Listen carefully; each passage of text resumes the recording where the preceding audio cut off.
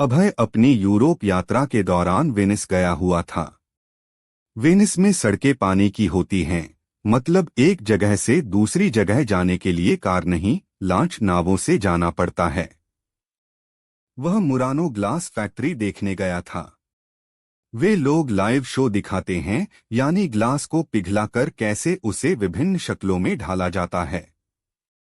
अभी शो शुरू होने में कुछ वक्त बाकी था, सो वह बाहर एक पेड़ की छाया में बैठकर वेनिस की सुंदरता देख रहा था। ग्रैंड कैनाल में सैलानी वेनिस की विशेष नाव गोंडोला, और अभय मन ही मन सोच रहा था कि वेनिस बनाने वाले के दिमाग की दाद देनी होगी। जुलाई का महीना था, काफी गर्मी थी। तभी एक इंडियन लड़की आकर उसके बगल में बैठ गई। उसने अभय से कहा, हाय, मुझे लग रहा है कि आप इंडिया से हैं। हाँ, मैं इंडियन हूँ, बोलकर अभय ने उस लड़की को एक बार गौर से ऊपर से नीचे तक देखा। मन ही मन सोच रहा था, श्यामल वर्ण में भी इतना आकर्षण। मैं केरल से हूँ। वेनिस घूमने आई हूँ, लड़की बोली। और मैं अभय, बनारस से हूँ। मैं भी एक टूर पैकेज पर आया हूँ। फिर एल्मा ही ने हाथ बढ़ाया और हैंड शेक कर कहा, आपसे मिलकर बहुत खुशी हुई मुझे भी, पर न जाने क्यों लग रहा है कि आपको पहले भी कहीं देखा है। तब तक शो का समय हो गया था और दोनों फैक्ट्री के अंदर चले गए। इसके बाद दोनों साथ साथ ही फैक्ट्री घूमे। फैक्ट्री से निकलकर दोनों ने फैक्ट्री से जुड़ा भव्य शोरूम देखा। एक से बढ़कर एक शीशे की कलाकृतियां और घरेलू उपयोग के सामान थे। उन्हें वहां खरीदा जा सकता था या ऑर्डर देने पर वे लोग दिए पते पर इंश्योर्ड पार्सल कर देते थे। पर दोनों में किसी ने भी कुछ नहीं खरीदा था। अभय ने पूछा, क्या तुम अकेले यहाँ आई हो? नहीं, मेरी सहेली भी साथ में है। हम तो यहाँ 3 दिनों से हैं। आज उसकी तबीयत ठीक नहीं है तो वह नहीं निकल सकी। अब मैं यहाँ से सीधे होटल जाऊंगी उसी के पास, एल्मा ने जवाब दिया और ओके बाय बोलकर चली गई। अगले दिन को वह वेटिकन सिटी में था।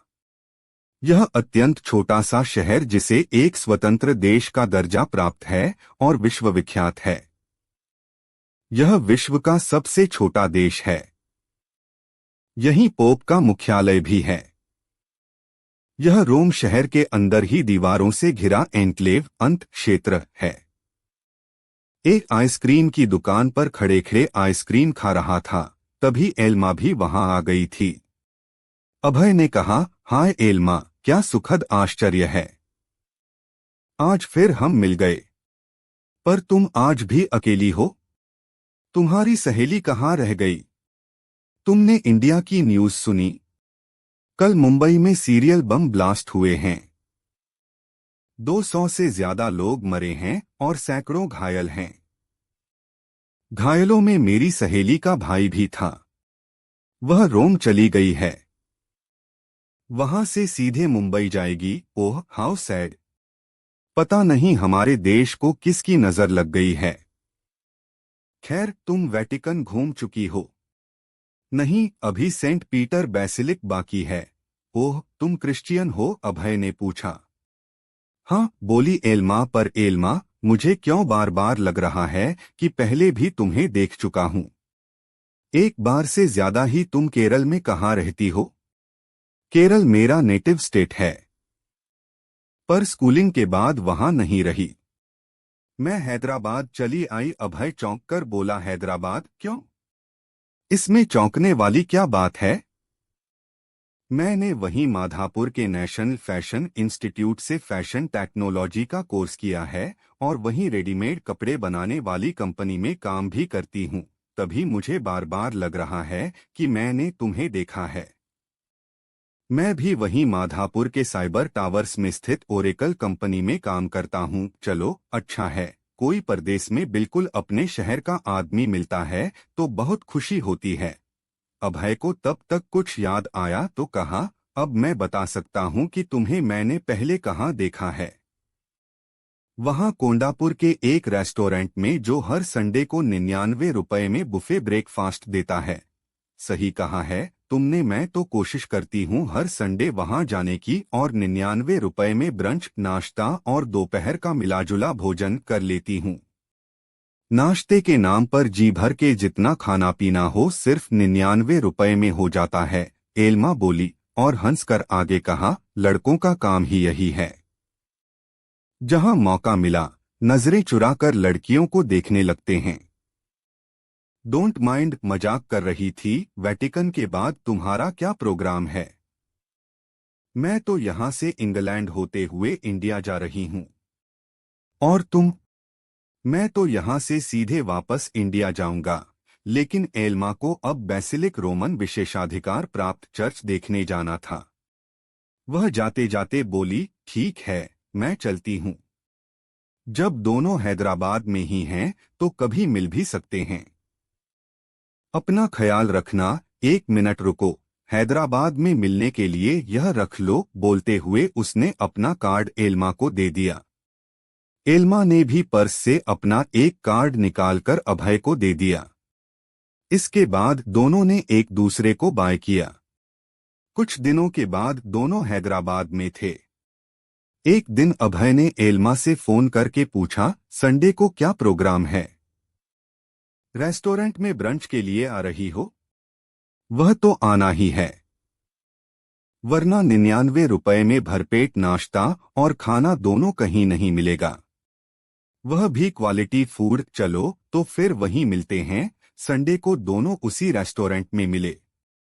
दोनों अपने अपने दोस्त व रूममेट के साथ गए थे।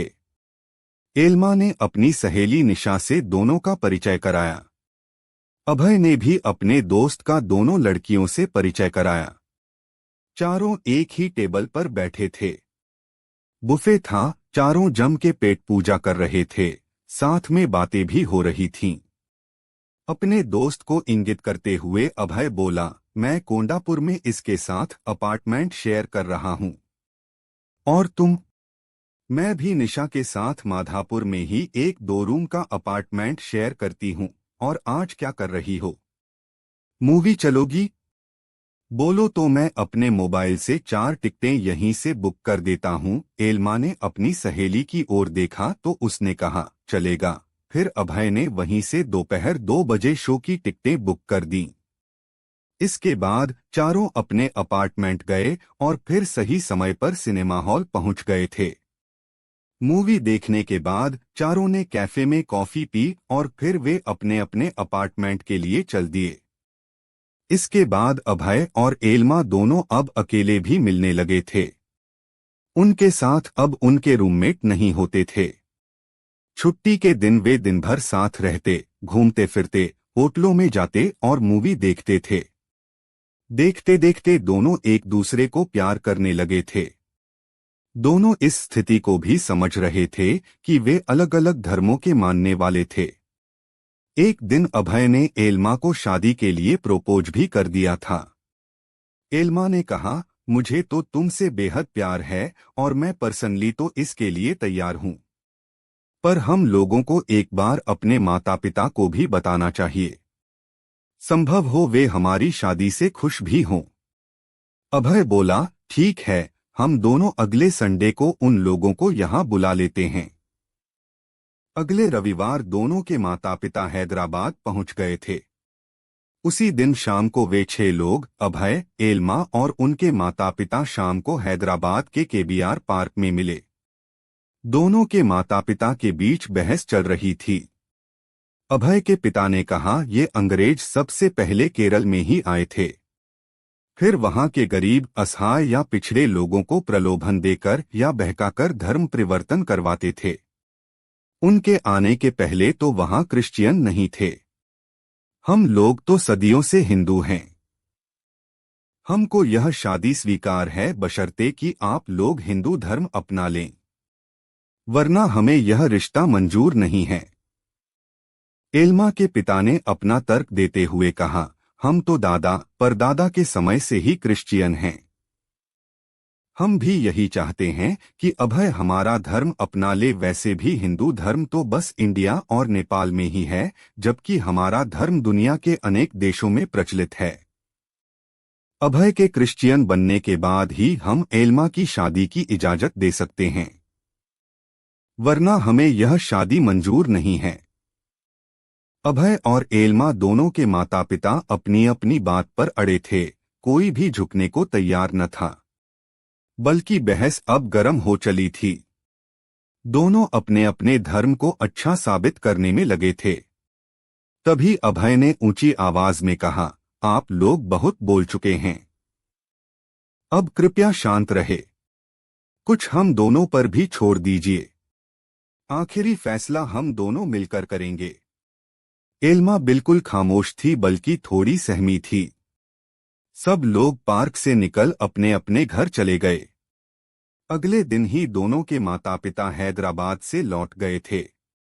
इधर अभय ने एल्मा से पूछा, हम दोनों के माता पिता को बिना धर्म परिवर्तन किए यह शादी मंजूर नहीं है। मैं तो कोर्ट मैरिज करने को तैयार हूं, तुम मेरा साथ दोगी? मुझे तुमसे प्यार है और शादी से कोई एतराज नहीं, पर बड़ी समस्या यह है कि मेरे माता पिता और मेरी छोटी बहन सभी मुझ पर आश्रित हैं। पिताजी ने काफी खेत बंधक रखे हैं मेरी पढ़ाई के लिए। पिताजी ने कहा है कि अगर मैंने अपनी मर्जी से शादी की तो मुझसे उनका कोई रिश्ता नहीं रहेगा। अब मैं उन लोगों को कैसे छोड़ दूं? मेरी स्थिति समझ रहे हो न तुम? तब मैं क्या समझूं? तुम्हारा फैसला। मैं मजबूर हूं, मैं फिलहाल शादी नहीं कर सकती। तो क्या मैं तुम्हारा इंतजार करूं? एल्मा बोली, मैं तो यह भी नहीं कहूंगी कि तुम मेरे लिए अनिश्चितता की स्थिति में रहो। तुम अपना फैसला लेने के लिए स्वतंत्र हो। इसके बाद दोनों जुदा हो गए। मिलना जुलना जाने अनजाने ही कभी हो पाता था, पर फोन पर संपर्क बना हुआ था। कुछ दिनों बाद अभय ने चंडीगढ़ के पास मोहाली में एक आईटी कंपनी ज्वाइन कर ली थी। अब एल्मा से फोन पर भी संपर्क नहीं रहा था। इस बीच 3 साल बीत चुके थे। अभय शिमला घूमने गया था। दिसंबर का महीना था, बर्फ तो गिर ही रही थी, ऊपर से मौसम भी खराब था। जोरों की बारिश हो रही थी। वह अपने होटल के कमरे में बैठा था। रात हो चुकी थी। तभी कॉल बेल बजी तो उसने सोचा कि वेटर होगा और कहा, खुला है, आ जाओ। दरवाजा खुलने पर जो आकृति उसे नजर आई तो कुछ पल के लिए उसे लगा कि सपना देख रहा है। पर जब वह उसके और निकट आई तो वह आश्चर्य से कुछ देर तक उसे देखता ही रहा था। भीगे कपड़ों में एल्मा सामने खड़ी थी, सूटकेस लिए। अभय बोला, तुम अचानक यहाँ कैसे? यहाँ का पता तुम्हें किसने दिया? सब बताऊंगी। मैं भीग गई हूँ, पहले मुझे चेंज करने दोगे? ठीक है, बाथरूम में धुला टॉवेल है, जाओ चेंज कर लो। थोड़ी देर में एल्मा चेंज कर निकली। तब तक अभय ने उसके लिए कॉफी मंगा दी थी। उसने कहा, कॉफी गर्म है, पी लो। कॉफी पीते हुए एल्मा ने कहा, मैंने हैदराबाद के तुम्हारे रूममेट से मोहाली का पता लिया। मोहाली गई तो वहां से तुम्हारे रूममेट ने मुझे यहाँ का पता दिया। मैं सब छोड़ तुम्हारे पास आई हूँ। मुझे पता है तुमने अभी तक शादी नहीं की है। क्या तुम मुझे अपनाने को तैयार हो? अभय बोला, मैं तो पहले भी तैयार था, आज भी तैयार हूँ, पर तुम्हारा धर्म, तुम्हारे माता पिता और बहन। मैं तो प्यार को धर्म से बड़ा मानती हूँ। हम दोनों धर्म बदले बिना भी अपना रिश्ता निभा सकते हैं। मैं तो तैयार हूं, पर तुम्हारा परिवार? अभय बोला। एल्मा बोली, मेरी बहन नर्सिंग करके दुबई में नर्स है। उसने वहीं पर लव मैरिज कर ली है। उसी ने मुझे तुम्हारे पास आने की हिम्मत दी है।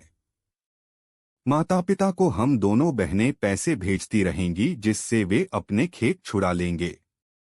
मैं भी चंडीगढ़ की गारमेंट कंपनी में जॉब कर लूंगी। थोड़ी देर की खामोशी के बाद एल्मा आगे बोली, पर पहले यह बताओ, तुमने अभी तक शादी क्यों नहीं की? शादी कैसे करता? तुम्हारा इंतजार था, अभय बोला। वह तो ठीक है, पर तुम्हें यकीन था कि मैं वापस तुम्हारे पास आऊंगी। मुझे अपने प्यार पर यकीन था, बोलकर अभय ने एल्मा को अपनी आगोश में ले लिया।